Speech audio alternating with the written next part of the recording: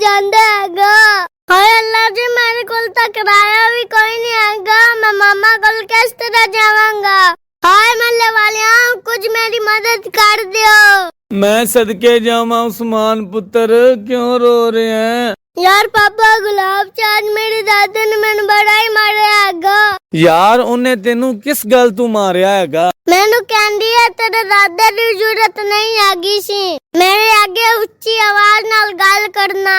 उस तो बाद तेरे पापा की जरूरत नहीं हैगी मेरे नां दे आगे उच्ची गल करनी। तू मेरे आगे किस तरह भौंकदा हैगा? मैं तो बस उसनू इतना ही किया, इसदा मतलब है तुसी नस्लदार नस्ल रान मुरीदियां करांदियां जे।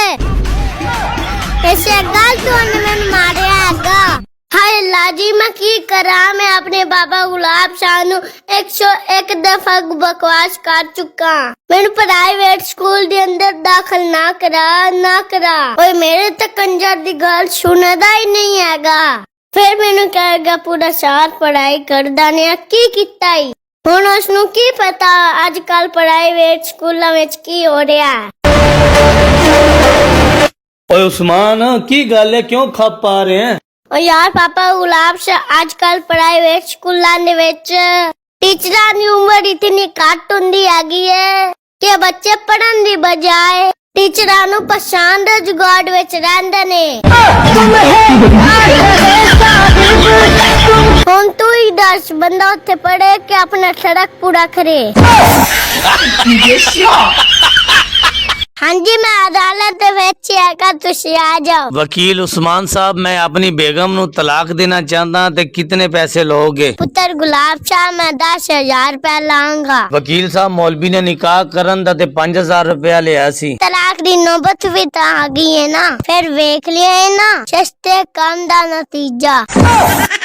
बंदा जितनी मर्जी चंगी चीज खा लवे, बहरहाल जितनी देर तक पतीली ना चटिए चस नहीं आंदी। हाय बड़ा मजा है जी पतीलियां चटन दा। ओए उस्मान, पतीलियां ना चटिया कर, तेरे ब्याह ते बारिश नहीं हो रुकनी। ओए पापा गुलाब शाह, कोई देवे तसी असी तर के चले जावांगे। हाय वे लोगो, मैं लुटिया गया। हाय मल्ले वालिया, मैं बर्बाद हो गया। हाय मेरे अल्लाह, तू मेरे नाल की कीता? हाय मैं लुटिया गया, मैं बर्बाद हो गया। उस्मान यार, तेनू की हो गया? तू क्यों रो रहे हैं? यार पापा, मैं तेन की दसा, मैं लुटिया गया, मैं बर्बाद हो गया। ओ यार, कोई दसेगा तेनू की हो गया? हाय मेरी कुकड़ी, हाय गुलाब शाह, मेरी मुर्गी मर गई है। यार उस्मान, इस दे विच रोन वाली केड़ी गल हैगी है? पिछले हफ्ते मेरी फुफ्फी मरी सी, मैं कोई रोया सा? तेरी केड़ा फुफ्फू अंडे देंदी हैगी सी? मेरी ता मुर्गी रोज अंडा देंदी हैगी सी।